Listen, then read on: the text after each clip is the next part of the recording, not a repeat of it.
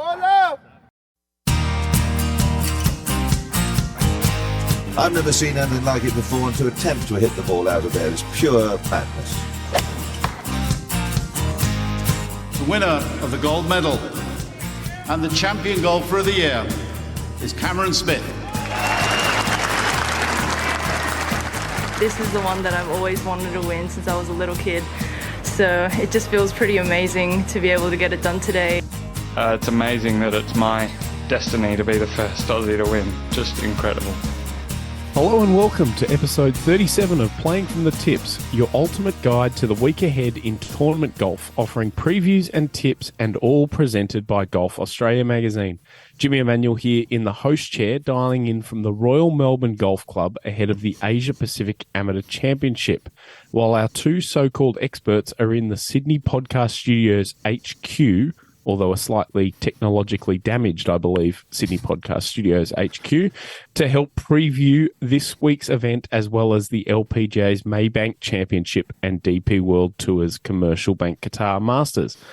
To those so-called experts, and this week we're going to use Asia Pacific Amateur champions to introduce them. First, Takumi Kanaya. High concept. Oh, yeah. Very high concept. Yes. Takumi Kanaya, Rod Murray is a dogged competitor who ekes out everything of his talent in a modern game many thought beyond him. Rod, accurate? I think Takumi's doing a bit better than me, truth be told. I'd be overachieving if I was Takumi Kanaya, but you're right about Takumi. He does squeeze every ounce out of it, doesn't he? And yes, there was an incident in the studio yesterday which led to some technological challenge, and Jimmy's very much in the sort of black area of the television, which wasn't there yesterday, but is today. It's a shame. There you go. If you move over to your right a bit, Jimmy, we'll be able to see you. If I move to my right, I'll be in the backyard of Kingston Heath, is where my hotel is. The natural comparison for our next expert would be the similarly left field and oddity to golf Curtis Luck.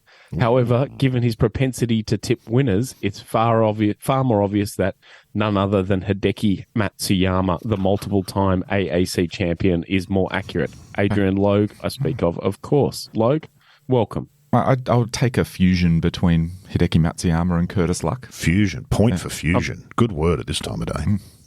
I'm sure you will take a fusion between Hideki Matsuyama and Curtis Luck. That's pretty high praise for yourself. Yeah, that's right. I'd say I'm more. I think I might have won more than both of them, though. But you know, I'm sure you're going to get to that. Certainly this year. Sharp intake of breath there. Yes, exactly. Last week, any highlights from the golf around the world before we get into this week, gentlemen? Good question. The Zozo was kind of interesting, wasn't it? I think playing in Japan, it's always a bit different. Australia's Minjee Lee. Minjee Lee winning is kind of expected now in a way, though, isn't it? Minjee. Well, has she gone into that echelon? Not had a fantastic year, but it was good to see her get a W. She does like Korea, doesn't she? Lee siblings winning inside the week of each other in Asia. That's pretty good. Yeah. I withdraw and humbly accede to your superior knowledge. You're right. The Lee family is what we should be celebrating in Australia this week. Yeah. Just a little bit bigger achievement than the Crushers winning the Live thing. So. And the Lee family sharing a plane home with Colin Morikawa from Japan as well. Oh, really? Yeah. I like that. That's cool. Yeah. Okay. Yeah. A picture of the two of them at their respective. I don't think they had the trophies, did they? It was just the two of them standing there, Minjee. No, because it's seemingly most of the time when people win a trophy these days, you leave it behind and it gets sent to you, even if you're flying on a private plane. So the private plane went from Japan to Korea? Or Korea to Japan? Not sure. Because they're Good not question. like they were both playing down the road from each other. They were separate countries. So, yeah, it was interesting to see. Who knows what goes on in that world? We should have a little logistics corner in this podcast every week now. Wheels up and net jets and all of that. Well, then it would have, I assume, gone to Vegas because that's where Minwoo plans on living next year. So, and that's where Colin Morikawa lives. So, okay. Yeah. Interesting. And drop Minjee off in Texas she's in, isn't she? Does she live in Texas? She's in Texas, Dallas, yeah. I think, yeah. Anyway. Before we go into preview and tipping mode, a quick recap of where we stand after our last week's tips, where we had 6 top 10s, including a T2 for Eric Cole in Japan for Rod. That's a very impressive one. Yeah. And 1 win courtesy of Bryson and the boys at Crusher GC. tipped by myself at the Live Golf Team Championship. That takes us to 179 top 10s and 28 wins for the year, and the collective Maury Emmanuel team almost catching Loeb would win. It's like one of those scramble events where 3 choppers play against a pro and just get dusted by the time they get to the 16th. It's all over. Yeah, it's like beat the pro. Yeah, exactly. Yeah, very much so. Let's move on, shall we? Yes, moving on to this week, and something of a rarity for us with the principal focus on amateur golf and the Asia Pacific Amateur Championship, which this week returns to Royal Melbourne after the Australia's top course hosted in 2014 when Antonio Madaka claimed our first win. Run by Augusta National and the RNA, this tournament features top amateurs from the Asia Pacific region, gives up a spot at the Masters and the Open to the winner, and Australia's Harrison Crowe was, of course, the one to receive just those spoils last year at Amata Spring in Thailand. 12 Aussies trying to replicate that feat this week. They are Jeff Guan, Jack Buchanan, Lucas Michelle, Connor Fuchs, Quinn Croker, Max Charles, Harry Bolton, Jai Picken, Jasper Stubbs, Harry Takis, Billy Dowling, and Jake Riley.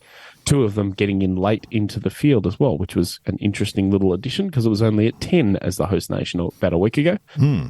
What happened? I'm not sure. I'm not sure if others didn't make the trip and then there was 2 spots and they went to next on the rankings and they got them in. I'm not actually 100% sure. I'm going to find out this morning. I just saw the headline yesterday, the day before, I think it was. Suddenly we had 2 extra guys. Yeah, last minute. Anyway, sorry, I interrupted.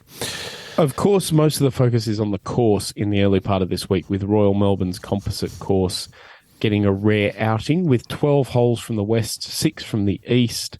Basically, as good as golf course gets, that's the composite. Best holes in the middle of the round with the way they maneuver things around, that sort of 10, 11, 9, 8, 9, 10, 11, 12 is like world class. What have they done? What's the? Oh God, where are they starting? Let's not. Let's not. I'll tell you what. There is a great map on the AAC website. All right, I'll go and have a look. Which holes are there, and if you know Royal well enough, you'll be able to work it out. But 18 is 18 East, right? And so slightly different than the President's Cup one. Well, no, that's the correct one to have as that's your standard composite. It's the traditional composite course, not the President's Cup composite course. So you play the par 5 17th, and then you come back up 18. Correct. That's right. That's fine. Yeah, I'm okay with that. That's fine. Yeah, that approves. They don't need to do a last minute change. Logue has approved. I've got to find out more. Rule the captain to approve of the routing. Just about, of course, Dr. Alistair McKenzie, Alec Russell worked together on this one, on the west, and then Alec Russell on the east. That is just so good, this golf course. I went for a walk around there yesterday. It's already firm. Club champs actually had the finals on Sunday. So it'll be absolutely brilliant this week, of course. In terms of players to watch, Aussies are well stacked. Jeff Guan and Jack Buchanan were part of the silver medal winning team at the Eisenhower Trophy last week. I've got big raps personally on Jai Picken, and I've watched plenty of Quinn Croker recently with 3 top 10s on the Challenger PGA Tour of Australasia. Hits at miles in the air, hits at miles generally. Perfect kind of golf. Quintessential modern golfer, isn't it? Exactly. Matt Ballard spoke to me about him a little while ago and just said, just watch how high his long irons go up in the air, and he's not wrong. It's crazy. That's the mark of a proper flusher, isn't it? Hitting long irons high. And short irons low. Yeah, exactly. Exactly.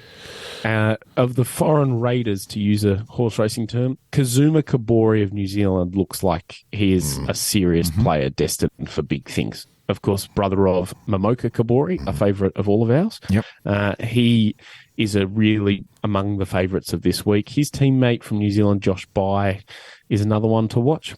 China's Bo Jin is back after finishing runner-up last year. And Yuta Segura of Japan is the top-ranked player in the field. And interestingly, no TK Chintana this week. So do we know why? Not sure where TK is. No, again, I will find out more today because the players are only just sort of coming in yesterday. I thought he was in the field when I looked last week, so perhaps something's happened and he's withdrawn for some reason. Yeah. Maybe that's why. I did have a bit of a scroll of other fields around the world because he has a tendency of bobbing up in other things. But at 16, what is he, 16? Maybe he's got final exams at school. That's right. Yeah, indeed. 16. So crazy. So let's get a thought on a winner from each of you. before we do that, you're very lucky, Jimmy, and I'm sure you'll agree with me here, Luke. There's something special about any golf tournament at Royal Melbourne. I was there for the 2014 Asia Pacific Amateur. We've been there for President's Cups and Australian Women's Open. You're very lucky, Jimmy, and if you live in Melbourne and you weren't planning to go and have a look this week, do yourself a favour and do it. Walking around the place and just being there when there are world-class players on the course is kind of spiritual. You've done it watching very not world-class players. The old Lexus Cup or Genesis Cup and those. Yeah, but even that, funnily enough, even that is a joy. Yeah. They get on the first tee, these people, and they'd be terrified, and you'd say to them, look, you don't need to panic. You could putt your way around this course. You won't have a very good score, but you could just putt your way around this course. Yeah. It really is a special place. Are there ropes up, Jimmy? No, there's not at this stage, no. And I think it's free entry and free parking all week as well. I would imagine so. So come on down. Yeah. It's one of those things. You're right, Rod. I spend quite a bit of time at Royal Melbourne across all my work, and you can be a bit blasé about how good it is. This week, though, the Asia Pacific Amateur, I, of course, did this event last year in Thailand as well, do a really good job of the big infrastructure and everything. It feels like a big tournament, even, it's an amateur event. Great Wi-Fi, good coffee. In fact, I remember in 2014, you could get cappuccinos in the clubhouse as media. Unheard of. Surprised I even got out to the course at all, to be honest with you. Could have sat there drinking cappuccinos all week. Like a fancy boy. Like a fancy boy, that's right. Indeed. When I wandered in there yesterday afternoon and there was a tray of cakes at around the appointed coffee and cake time, it was very impressive. Nice. Extraordinary. Yeah, no, you're very lucky, Jimmy. It is one of the great. I only covered the one at Royal Melbourne. I'm going down. I'm going to... Yeah, Loke's going to be in town, and I can tell you I was less lucky the last time I played Royal Melbourne West because I played it with Logue and he hit an amazing shot on the 5th and didn't stop telling me about it. So, yeah, that's right. Yeah, a bit of a chunk and run. It was a thin and run. I think. Bounced short of the green and only the results count. It only matters where it ends up. All right, Logue, let's you got a tip. Winners. Logue, you give us the first one. I like a few of the Australians.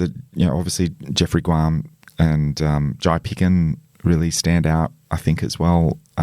Jake Riley's a Pimble member as well. And he hails from your neck of the woods as well, originally. Oh, really? Up Maitland Way? Yeah, he's from Charleston, I think. Oh, okay. All right. Well, that's putting him into a different light. He's moved up a bracket. That said, I had, before you mentioned, I had already picked out Kazuma Kobori. I think everyone will, won't they? I have. Given that he won the World Amateur Team Championship individual just last week, so he's playing well. He's the reigning Australian Amateur Champion. Kind of hard to go past him, given form. And so I was going to pick him as well. And I just don't see anybody else in the field. I mean, Jeffrey Guan is a good player, but I don't see anyone who stands out the way he does. He has got the target on his back, I think. A few of these Australians are coming into this with an Eisenhower silver medal. Yeah. No, agreed. Showing some form. I'm going to take Quinn Croker because he had the week off last week and he has played 3 Aussie Tour events in a couple of weeks and has top 10 in all of them. Okay. So Kabori's been around traveling a bit more. Yeah, true. It was a big week last week and this is a big week.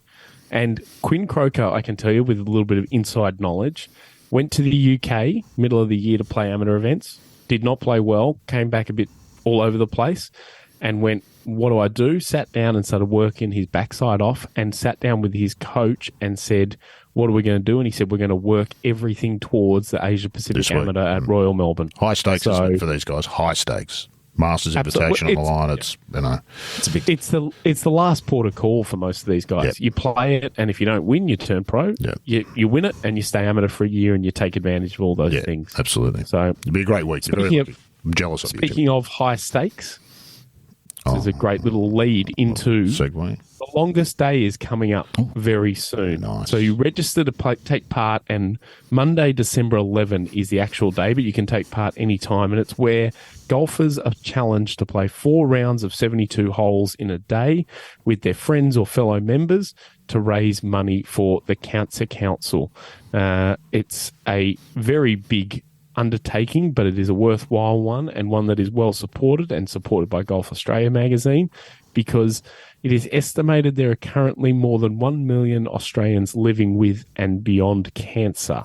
So funding the next cancer research breakthrough takes all of us, it says, according to the Cancer Council's Naomi Watson. Logue, you've done this before. Worthwhile? I've done it a couple of times, and it is very hard depending on what course you choose to do it, or courses, as I did one year. I played it across 3 different courses on the Gold Coast, which was really hard going. But it's very satisfying to finish it, and also, that it's for such a good cause is a real bonus. 2 in 3 people will be touched by cancer in some way, either have it or have someone close to them will have it. I guarantee the 3 of us all know at least one or more people who has had or does have cancer. It's an insidious, and there's been a lot of money thrown at it over the years, and obviously needs a lot more thrown at it. They've made huge strides in treating cancer and that sort of thing, but the money needs to keep rolling. And this is a great way to do it. What's not to like? Go and play 4 rounds of golf in a day and feel good about yourself at the same time. It's one of those things you get a lot out of it. Yeah. Much more than just the golf. Yeah. Absolutely. And you can go to longestday.org.au to register and tee off for a cancer-free future. Yeah, tell them we sent you. Yeah, tell them we sent you. Exactly. Is there anything in it for us if we tell them? Is there some sort of kickback if they tell them we sent them? It's a charity. I don't think that's how it works. Next, let's jump to Malaysia. And for the first time on the LPGA Tour, we're going to get the Maybank Championship this week, and 78 LPGA players playing for $3 million, which is one of the largest non-major championship purses. Over to you, Adrian Logue. The Maybank Championship. It is the inaugural Maybank Championship, but in another sense, it's a restarting of a event that used to be here. Christy Kerr, I think, won the last one. It's played at Kuala Lumpur Golf and Country Club, which is where Christy Kerr won the last LPGA event that was played here. So it's a return to Malaysia for the LPGA. 78-player no-cut event, which is interesting. They're shouldn't be getting world ranking points, sure. No cut. They're kind of in their playoff series at the moment. This Asian swing is the reward for playing well all year. The big purses, no cuts. It's a bit of a money collection. Wander around Asia, put on a show, attract people to the game. Indeed, and get paid to do it. Very good point, because the catch cry for this tournament is "retake the green," which is rather aggressive. But it is aggressive. It's beyond assertive, isn't it? It alludes to a theme of promoting women's golf. Yep, and, good. Which is what this tournament's all about. Maybank, in case you're wondering, is one of Asia's leading banking groups. Sponsored a men's event. That's right. Yeah, they used to have the Maybank Championship on the Asian Tour. Did. Sometime European Tour. DP World Tour was DP World Tour's Maybank Malaysian Open. There you go. Yeah. There you go. But they also hosted at this course, actually. This course has hosted LPGA events, also the PGA Tour's CIMB Classic. Yep. Cam Smith, I think, finished 5th in that, which is what got him a start the following week in the US, and he parlayed that into a start in the US Open where he finished 4th, and now he's Cam Smith.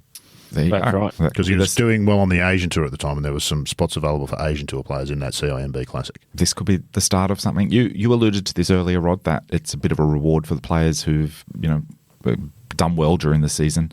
And Maybank has put up $3 million purse for this event, which makes it one of the most lucrative events on the LPGA outside of the majors. How does that compare to Live? It doesn't compare at all, but you get $4 million for winning a single tournament. Oh yeah, As I mean they gave away $50 million. Nothing compares. Nothing compares. Yeah, they gave away $50 million last week. The Live event. How many players had made $10 million or more on the Live? Yeah, it seemed like they would have been lucky to have 50 spectators there to see all that money being given away. But anyway, that's direct or you hate to Adrian Logue at Adrian Logue. Did we get to see them give the money away from the Tips podcast? That would have been all right. They'd actually given it away in cash. I stood there and counted it out for the players. No, you've got to put them in one of those boxes with the. Yeah, they did. Yeah, the LPGA too.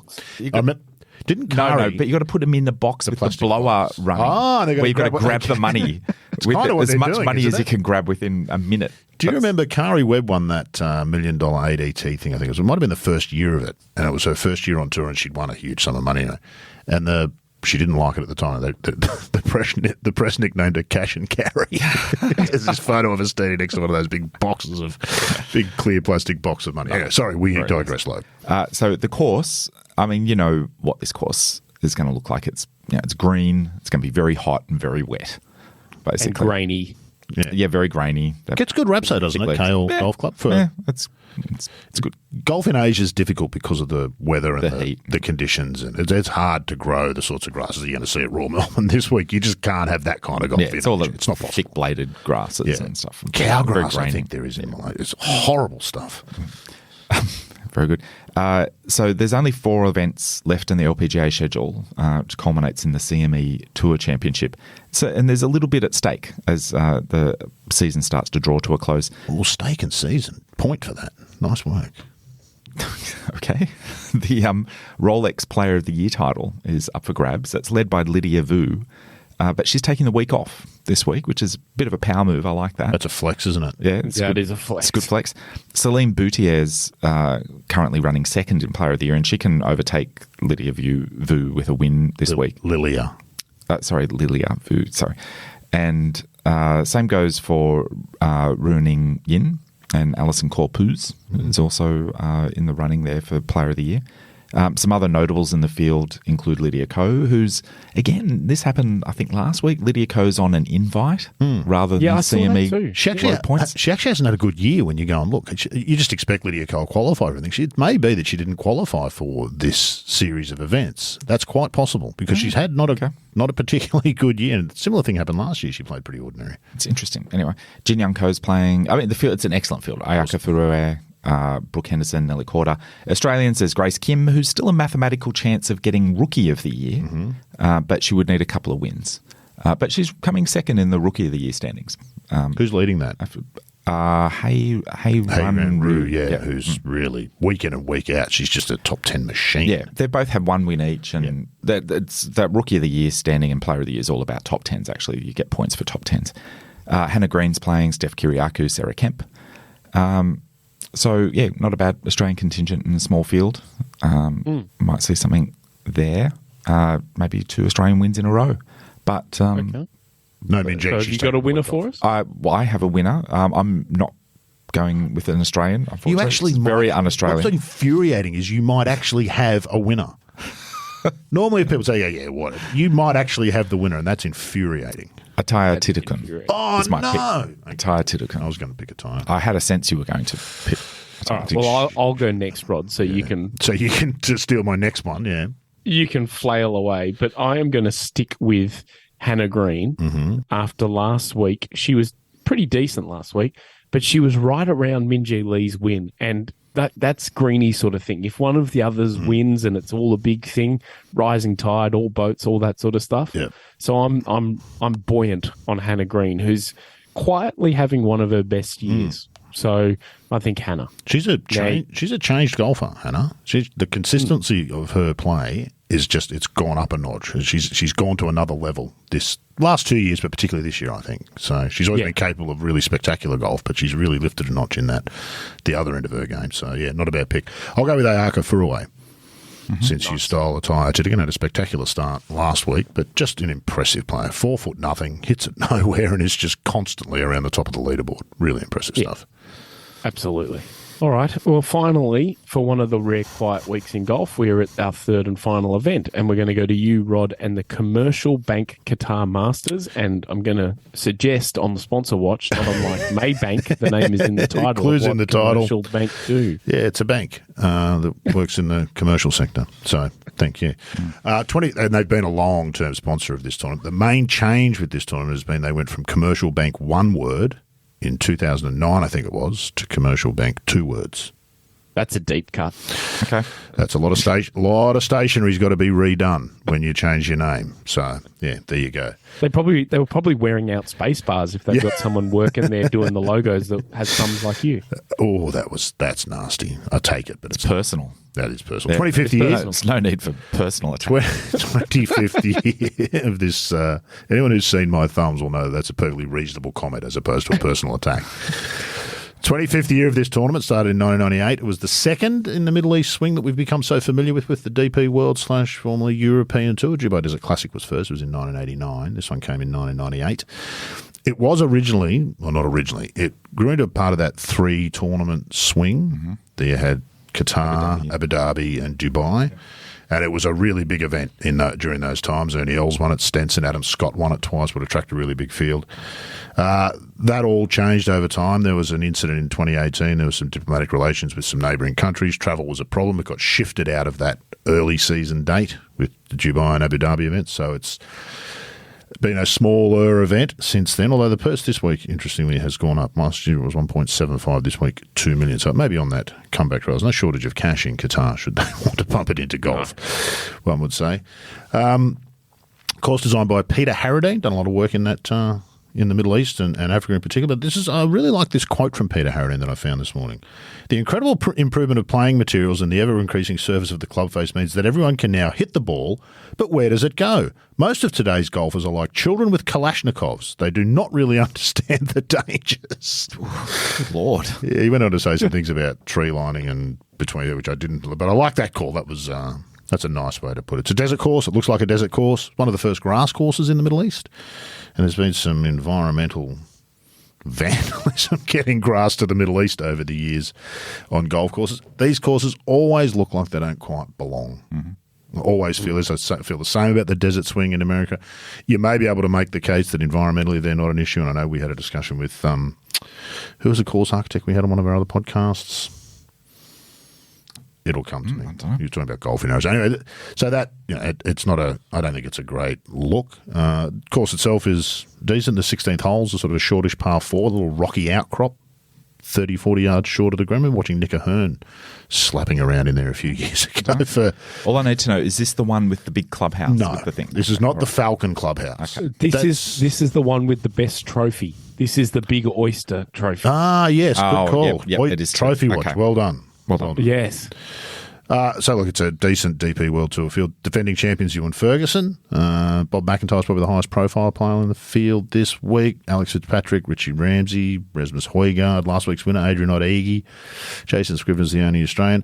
It was point of order. It was Adrian Maronk who won. Oh, sorry, my mistake. The week before was Adrian Otaegi, was it not? It's Adrian. It was Adrian season. It's Adrian clearly. season. Oh, God, This is going to be unbearable. We're going for the trifecta. Dear, oh dear. I'm going to go with Ryo Hisatsune, who nice. won his last European Tour start. That was back in September, but he played nicely in Japan in the Zozo and finished 6th last week. Everyone likes Rio. Yeah, Clates tweeted about him again. What was Clates' tweet the other day? He's qualified for basically every major tour in the world on performance this year. Australia, Asia, Japan, maybe not Japan, the US Tour and the European Tour. He's earned his card on all of them through performance alone. In a real grinder too. Yeah, funky swing and it's good stuff. So. He's got one of the great hat tan lines. Yes. So you can tell he hits a lot of balls. Yeah. Because he's got Sunglass a very tan line different as well. shade forehead from under the cap. Sink-like? Are we in Stuart Sink territory? Well, he's got hair, so... That's what's confronting about Sink, isn't it? He takes off the hat and he's like he got two different heads.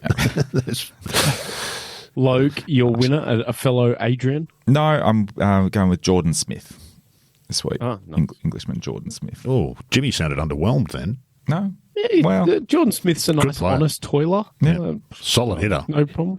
Yeah, if he putts well, he's always in it. Doesn't always putt well, though. Yeah, and I think, to be fair, picking these DP World Tour events, it is a bit of a lucky dip, so I'm going to lucky dip on Guido Migliotti. Good call. Second here last year, I think. He's had a good. I think so. He's had good runs here before, right. So, interesting. All right. That will just about do us for this week. Of course, you can keep up to date with all of this and so much more on the Golf Australia magazine website, golfaustralia.com.au, and get onto the other podcast from Golf on the Golf Australia network, The Thing About Golf, with a new episode dropping Wednesday with Rod. Tell us who's the guest. Well, it's better than most. Gary Koch. Oh, okay. There you go. With Huggy from the 2001 players, Better than most. I was thinking about him. I recorded the intro with Huggy the other day.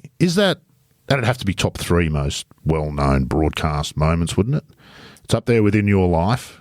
That In Your Life That's it's great. so good. It's so much better in a lot of ways as a piece of commentary. Yeah. But better than most is just the timing, the delivery, everything about it just works with the pictures beautifully. Better than most is very good and applicable and evergreen as well with Tiger's career. But in your life, have you ever seen anything like that? Just the pause. You can't reorder those words. No. First of all, it's grammatically nonsense. Yeah, of course. But if you reorder it correctly, it sounds like gibberish. Yeah. It does. And if you didn't have the pictures, it'd be like, what is he talking about? But Vern is just such a legend and great voice. But Gary Koch is and a really interesting, much more interesting character. He's low key, so you don't realise he's a thinker. It's a really good interview. I do recommend people go and have a listen. Go and have a listen to that.